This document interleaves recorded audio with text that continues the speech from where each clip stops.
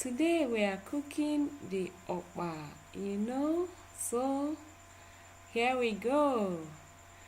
First of all, this is the okpa. This is the main okpa seed used in cooking okpa. So first we have to pick it to be sure that there are no sands, no stone, and no unwanted objects here.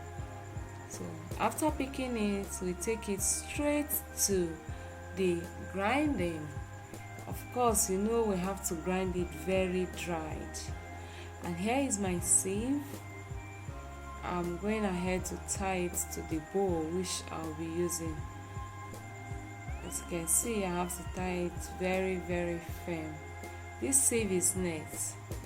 I hope you guys know about this sieve.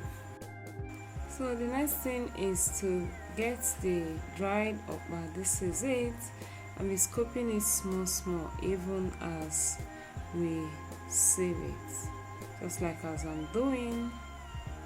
Okay. After sieving it, next thing we'll be doing is to get ready to mix it. So note that in cooking okpa, you don't need much ingredients.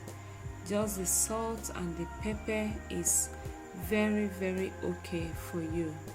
You don't need to use all of those ingredients like crayfish and the seasoning cubes. They don't make okpa taste good.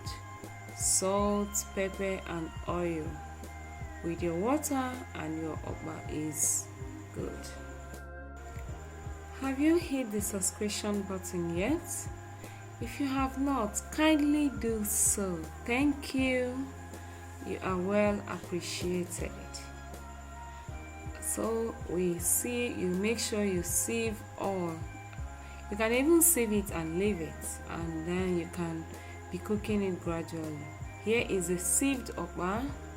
So the next thing is to put the oil. I'll go ahead to put oil. And also take note that okpa needs enough oil. You must always have enough oil to make the okpa colorful. Now after adding the oil, you have to mix it very, very well, without water, without anything.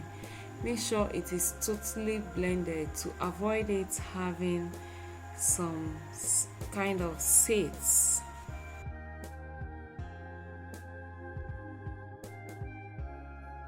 This process takes time, but you have to really take your own time to mix it properly. And now you have to add your warm water. This water you're using here must be warm to avoid you having seeds in the okpa. And as you add water, you mix gradually and you keep adding water gradually to it until you are sure it is properly mixed.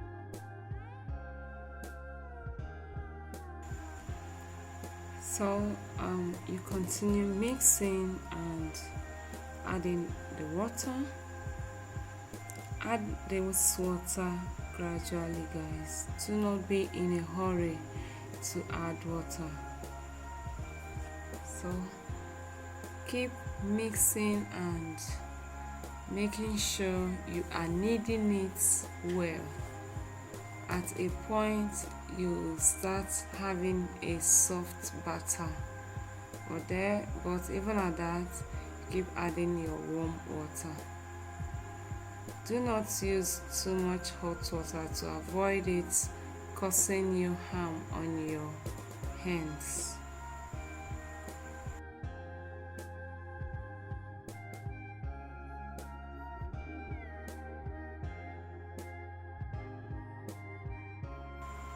So it is almost getting ready. Yes, it is ready now, and this is my Scotch bonnet pepper I already blended. And this time I don't need to use my hands, so I got my mixer. With this mixer, you'll be sure that your okpa is properly mixed, no seeds, okay? And then I added the salt. And next thing I'll do is to start tying. Now there are varieties of okpa. You can tie and add your eggs. You can tie and add your vegetable and your fish. So I am making these 3 different varieties of okpa. As I tie, I try to use my scoper to turn it so that the pepper will not settle in one side and the okpa itself, because if you leave it, it can easily settle down below. So this is the fish I'm adding to this one, the one with the leaves. I'm adding fish to it, and then I'm also making the plain okpa, the usual okpa, the one that is plain without the eggs, the leaves, nor the fish. So guys, I hope you enjoyed this video. After tying it, or next thing I will do is to put them in the pot as though I am cooking the normal Nigerian moi moi.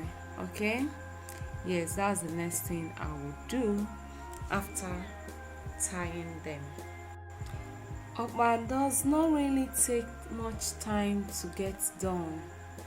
It depends on your heat, on your cooker, whatever you are cooking with, or you can cook for like 40 minutes. And it also depends on how you tied it. Yeah, this is my okpa. It is ready. Come and join me.